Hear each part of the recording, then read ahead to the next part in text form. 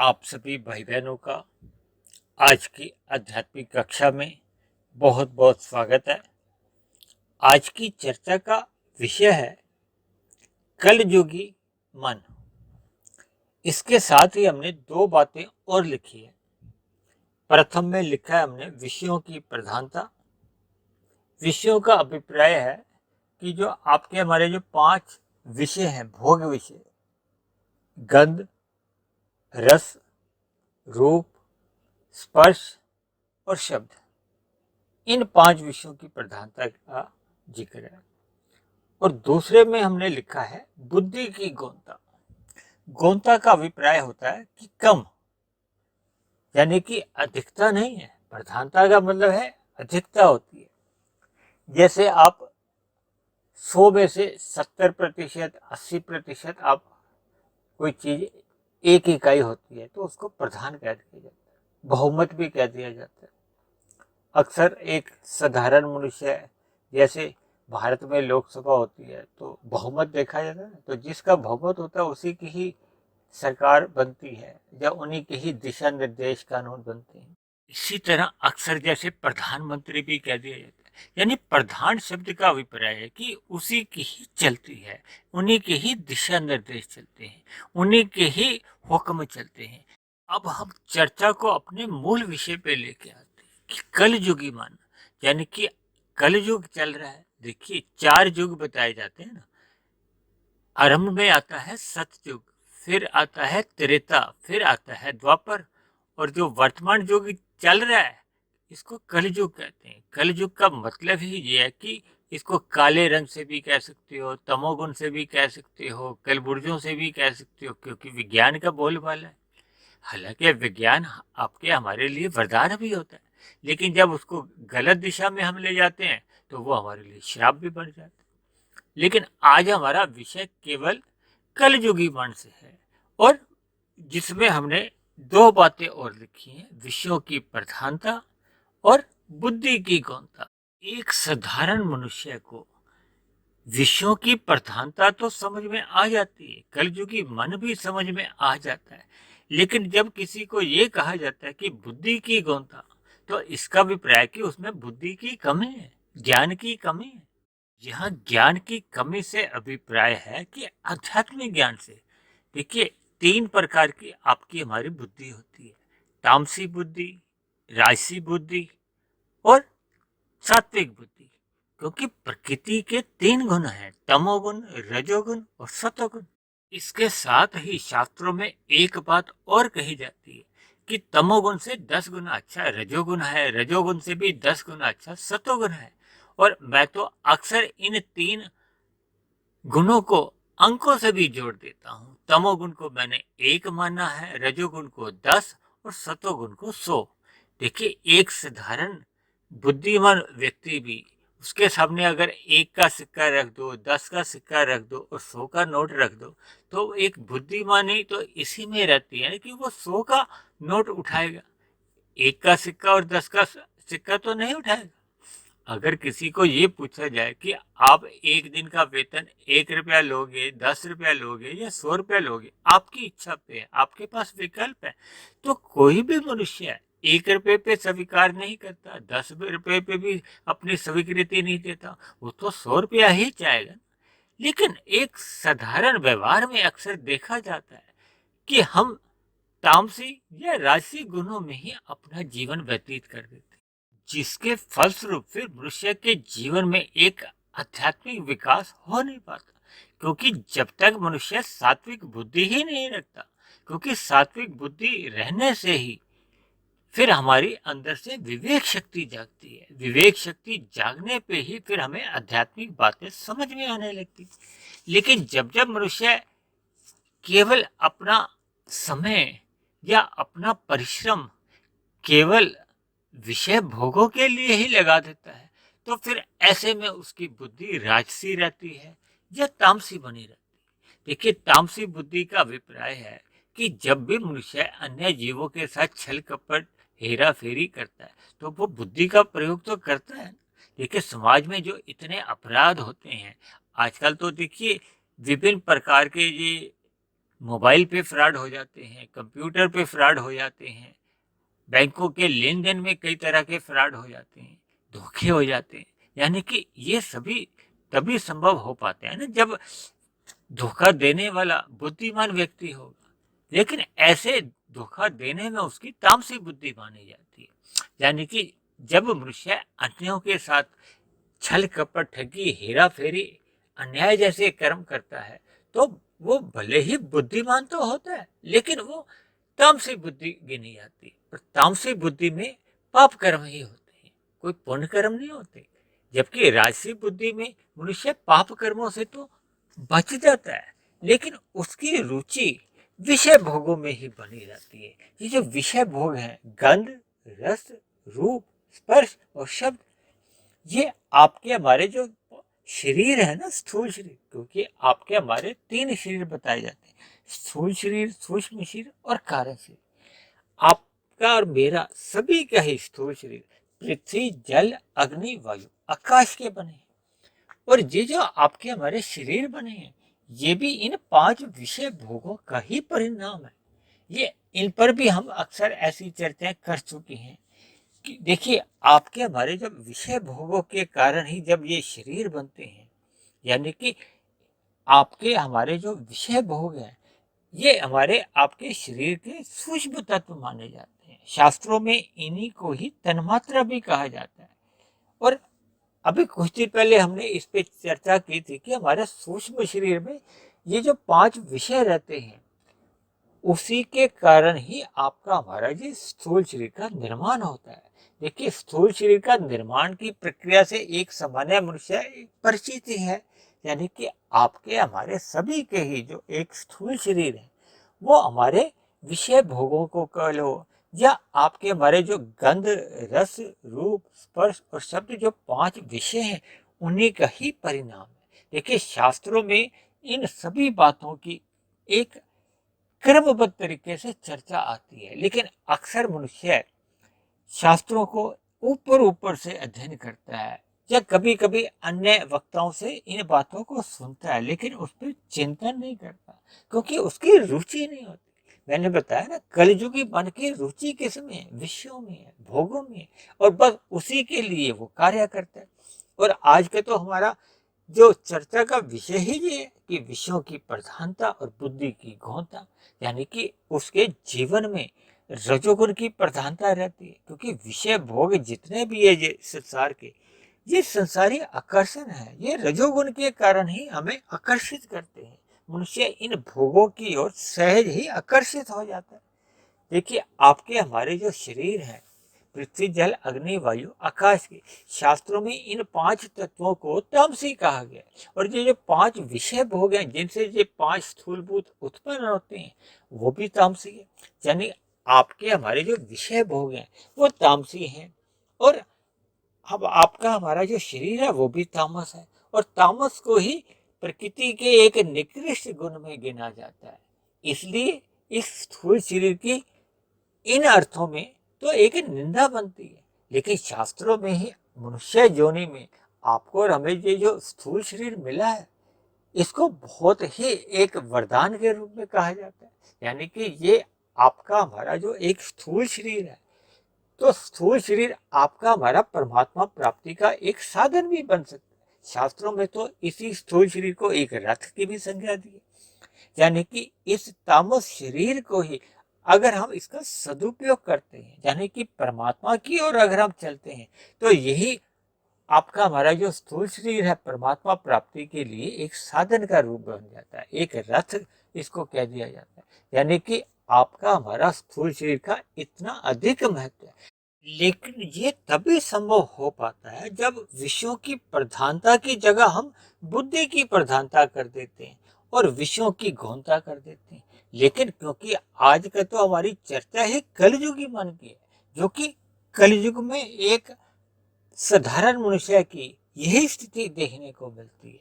चर्चा को आगे ले जाने से पूर्व एक बात पे और चर्चा कर लेते हैं।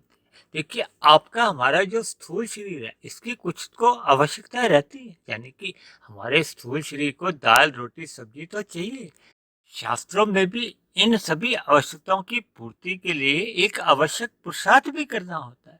यानी कि आपको हमें अपने जीवन में अपने स्थूल शरीर की आवश्यकताओं की पूर्ति के लिए एक अपनी दिनचर्या में आवश्यक पुरुषार्थ करना होता है, कर्म करने होते हैं।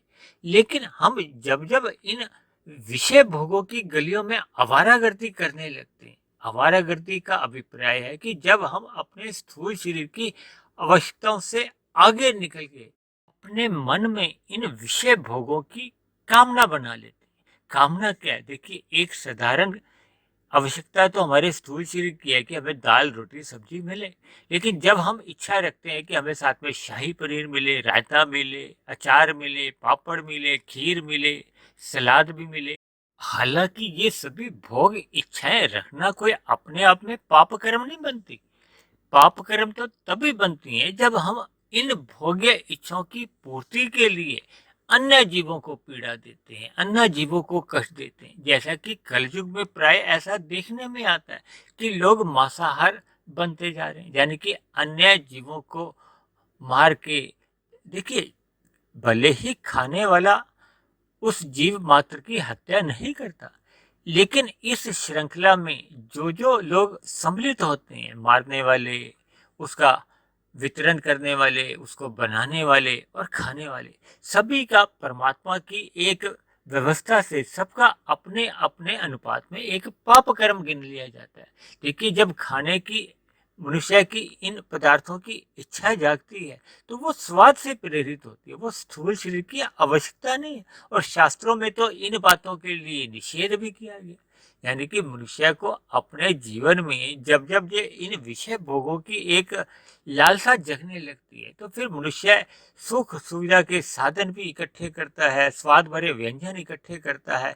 ये भले ही उसकी स्थूल शरीर की आवश्यकता नहीं रहती। और रजोगुण में रहता हुआ तो मनुष्य मान सम्मान के लिए भी लालायित रहता है, सत्ता भी चाहता है। यानी कि अपने जीवन में वो अपना अन्य मनुष्यों के ऊपर दबदबा चाहता है। इसी तरह आपके हमारे स्थूल शरीर के लिए 2 4 5 जोड़ी कपड़े चाहिए। लेकिन अक्सर बड़े बड़े शहरों में तो यहाँ तक देखा जाता है कि लोगों के पास 50 50 जोड़े कपड़े हैं, 100 100 जोड़े कपड़े हैं, अलमारियां भरी भरी रहती हैं।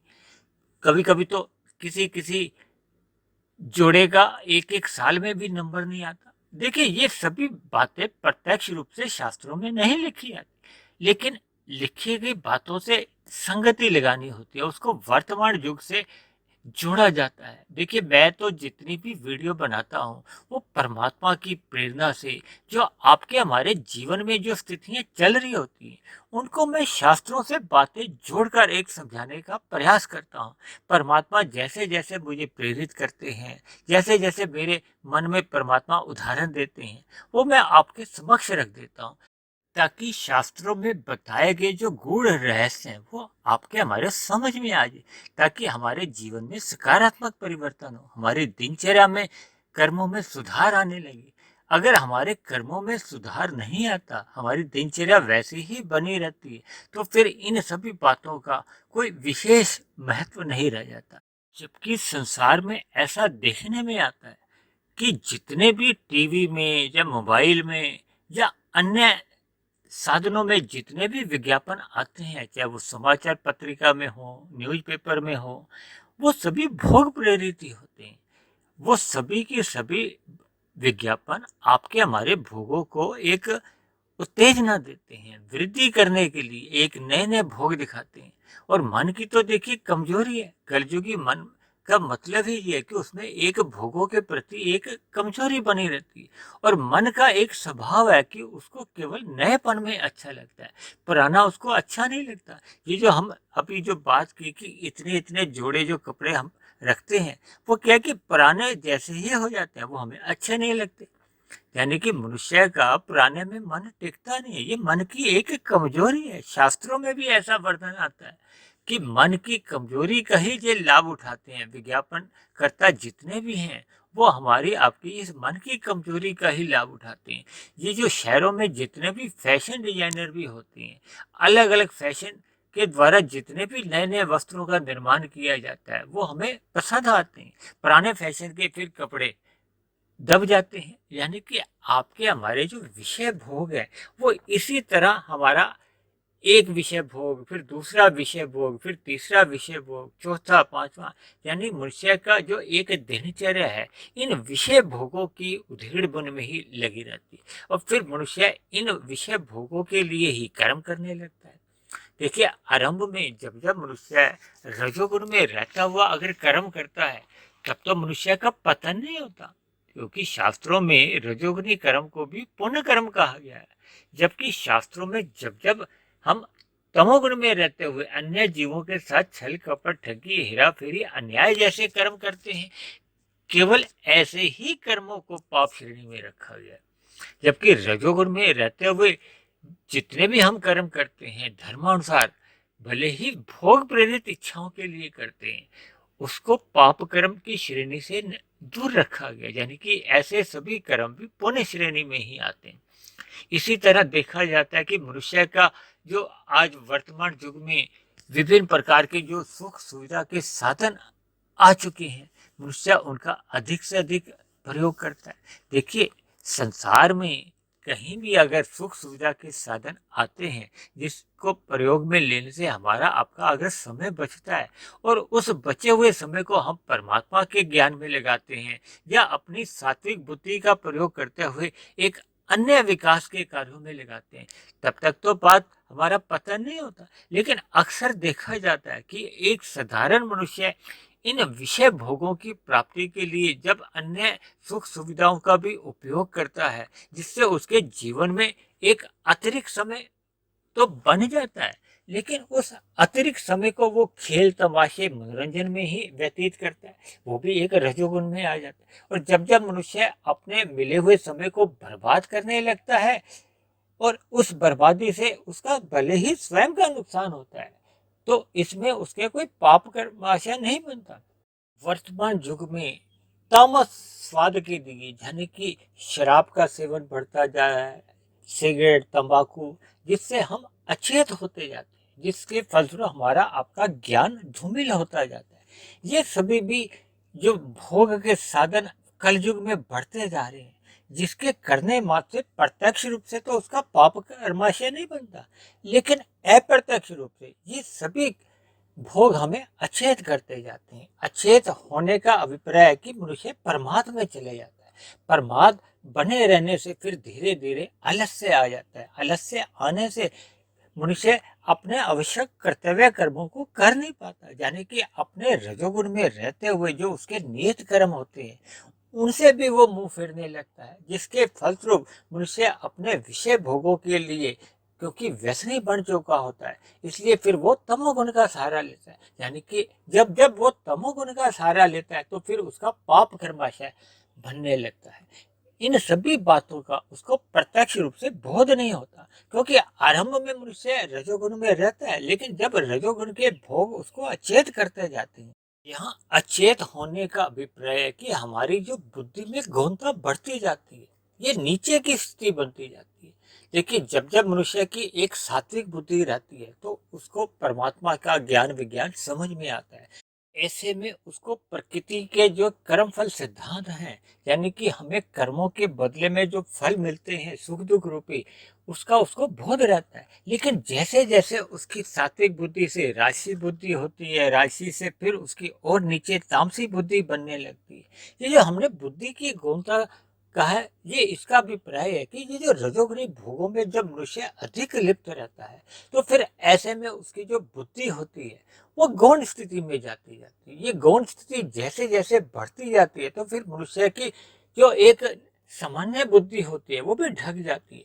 देखिए, अक्सर शास्त्रों में इस बात का भी वर्णन आता है कि जब जब मनुष्य की सात्विक बुद्धि रहती है तो उसके अंदर विवेक शक्ति जागती है। विवेक शक्ति जगने से उसको परमात्मा का ज्ञान विज्ञान समझ में आने लगता है। लेकिन जब जब मनुष्य की भोगों में अधिक रुचि रहती है, अधिक भोगों में उसका जीवन बीतता है, तो फिर उसका जीवन में रजोगुण की प्रधानता आ जाती है। रजोगुण की प्रधानता आते ही फिर हमारी जो सात्विक बुद्धि होती है वो राजसी बुद्धि बन जाती है। राजसी बुद्धि का अभिप्राय ही ये है कि हमारा आपका ज्ञान धुंधला हो जाता है, और धुंध में अक्सर क्या होता है कि हमें बहुत दूर तक का नजर नहीं आता, बहुत दूर तक का नजर ना आने का मतलब है कि हम जितने भी कार्य वर्तमान समय में करते हैं, भविष्य में उनके क्या क्या परिणाम आएंगे, इससे संगति लगानी होती है। ना कि देखिए, हम जब धुंध में गाड़ी चलाते हैं तो हमें अधिक दूर का तो नजर नहीं आता।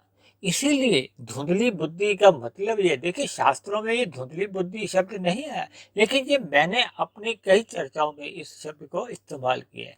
तो इसको आप ले सकते हो कि हमारा जब जब ज्ञान धुंधला होने लगता है तो मनुष्य की फिर इन बातों की जानकारी नहीं रहती, फिर मनुष्य का जो एक बुद्धि है वो नीचे जाने लगती है। नीचे जाने का मतलब ये है कि धुंध से जब और नीचे हम आते हैं तो फिर वो और अचेत अवस्था होती है, वो तामसी बुद्धि कहलाती है। तामसी बुद्धि का अभिप्राय ही है कि जब हम अज्ञानता में चले जाते हैं, अंधकार में चले जाते हैं, और जितना मनुष्य अंधकार में चले जाता है तो फिर उसको वर्तमान किए गए कार्यों में भले ही क्षणिक सुख मिल जाता हो। देखिए, जितने लोग भी बीड़ी, सिगरेट, तंबाकू या शराब पीते हैं, ये तामसी सेवन गिने जाते हैं। हालांकि शास्त्रों में ऐसे सभी सेवन की निषेध किया गया, मना किया गया है, क्योंकि भविष्य में ये आपके हमारे दुख का कारण बनते हैं।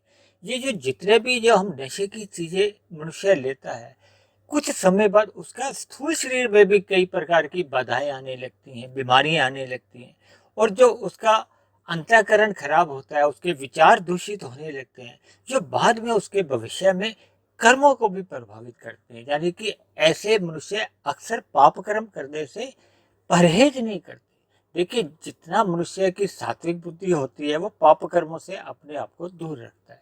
जैसे जैसे राशि बुद्धि होती है तो अक्सर ऐसे मनुष्यों को पाप कर्मों का बोध भी नहीं रहता, और जैसे जैसे बुद्धि और निचले स्तर पर आ जाती है, यानी कि तामसी बनती जाती है, तो फिर मनुष्य की एक स्वभाव बन जाता है पाप कर्म करने का। देखिए, हम स्वभाववश पाप कर्म करते हैं या ज्ञानतावश करते हैं या समझदारी में करते हैं। देखिए, समझदार मनुष्य तो पाप कर्म करता ही नहीं है। लेकिन जब जब भी पाप कर्म होते हैं, परमात्मा के यहाँ प्रकृति की अदालत में वो लिख दिए जाते हैं, यानी कि आपका हमारा कर्माशय भी बनता है, हमारे संस्कार भी बनते हैं। वही संस्कार फिर हमारे उन्हीं पाप कर्मों को पुनः करने की प्रेरणा देते हैं, बाध्य भी कर देते हैं। ये जो संसार में जो बलात्कार जैसे अपराध बढ़ते जा रहे हैं, इनका प्रमुख कारण भी हमारे कारण शरीर में बने हुए बुरे संस्कार ही है। वो बुरे संस्कार ही हमारे सूक्ष्म शरीर में, मन में ऐसे ऐसे फुरने जगाते हैं, और फिर वो फुरने ही हमारे स्थूल शरीर की इंद्रियों को बाध्य कर देते हैं इन पाप कर्मों को करने के लिए। इसलिए मेरी आप सभी भाई बहनों से विनती है कि आरंभ से ही इस कलयुगी मन को सत्संग में लगाना चाहिए। देखिए, आरंभ में ये मन सत्संग में नहीं लगता। जैसे आरंभ में हम बच्चे को नर्सरी क्लास में दाखिला करवाते हैं या प्ले स्कूल में भेजते हैं तो अक्सर बच्चे रोते धोते ही स्कूल में जाते हैं, लेकिन धीरे धीरे जैसे जैसे समय बीतता है बच्चे का फिर पढ़ाई में मन लगने लगता है। इसी तरह आरंभ में एक रजोगुनी मनुष्य होगा, क्योंकि मन विषय भोगों में अधिक लगा होता है, तो ऐसे में आरंभ में सत्संग में मन टिकता नहीं है, क्योंकि मन विषय भोगों में लगा होता है। ये एक साधारण स्थिति है, इससे मनुष्य को घबराना नहीं चाहिए। लेकिन जैसे जैसे मनुष्य अपने जीवन में निरंतर सत्संग करते रहने का अभ्यास बनाता रहता है, तो फिर धीरे धीरे ये विषय भोगों से मन उसका उखड़ता जाता है, उसको परमात्मा का ज्ञान विज्ञान समझ में आने लगता है, फिर परमात्मा में उसकी सहज ही प्रीति जग जाती है, जिसके फलस्वरूप मनुष्य का जो एक मिला हुआ जीवन है। देखिए, आपको और हमें ये जो मनुष्य जोनि मिली है, हम मनुष्य जोनि में जितना अधिक परमात्मा की मार्ग की आध्यात्मिक उन्नति कर लेते हैं, वो हमारी आपकी सुरक्षित बनी रहती है, और फिर हम अधोगति से भी बच जाते हैं। अन्यथा विषय भोगों में लिप्त मनुष्य कब कब पाप कर्म कर जाता है, उसका पाप कर्मों का कर्माशय बिगड़ जाता है, यानी कि अधिक हो जाता है, जिसके फलस्वरूप मनुष्य की मरने के बाद फिर नीचे की जोनियों में अधोगति होती है। इसलिए मेरी आप सभी भाई बहनों से विनती है कि जीवन में सत्संग करना अपना स्वभाव बनाने का प्रयत्न करें, तो धीरे धीरे आपका सत्संग में मन टिकने लगेगा और परमात्मा से प्रीति सहज ही होने लगेगी। ऐसी सभी शुभ स्थितियां आप सभी भाई बहनों के जीवन में भी जल्द से जल्द बने। इन्हीं शब्दों के साथ अब आज की चर्चा को अब हम यहीं विश्राम देते हैं। आप किसी भाई बहन का कोई प्रश्न हो, कोई मेरी कही गई बात आपको समझ में नहीं आई हो, या मेरी कही गई बात पे आपको कोई आपत्ति हो, तो आप नीचे दिए गए कमेंट्स बॉक्स पर जाकर आप अपने प्रश्न, अपना कोई सुझाव या आप अपनी आपत्ति लिख सकते हैं। और यदि मेरे बने हुए ये वीडियो आपके दिल को छूने लगे हों, आपके ज्ञान में वृद्धि करने लगे हो, परमात्मा में आपकी प्रीति जग गई हो, आपके दिनचर्या में सकारात्मक परिवर्तन आने लगे हों, तो मेरी आप सभी भाई बहनों से विनती है कि आप मेरे इस आध्यात्मिक ज्ञानात्मक चैनल को स्वयं भी सब्सक्राइब करें व अन्य जिज्ञासु भाई बहनों को भी इस आध्यात्मिक ज्ञानात्मक चैनल से जोड़ने का प्रयास करें, ताकि समाज में एक सतोगुणी वातावरण आप सभी भाई बहनों के जीवन में नजर आए, यानी कि आपका हमारा जीवन एक आनंदमय स्थिति में बीते। इन्हीं शब्दों के साथ आज की चर्चा को अब हम यहीं विश्राम देते हैं। कल फिर मिलते हैं एक नए विषय को लेकर, एक नए संदेश के साथ। तब तक आप सभी भाई बहनों का बहुत बहुत धन्यवाद।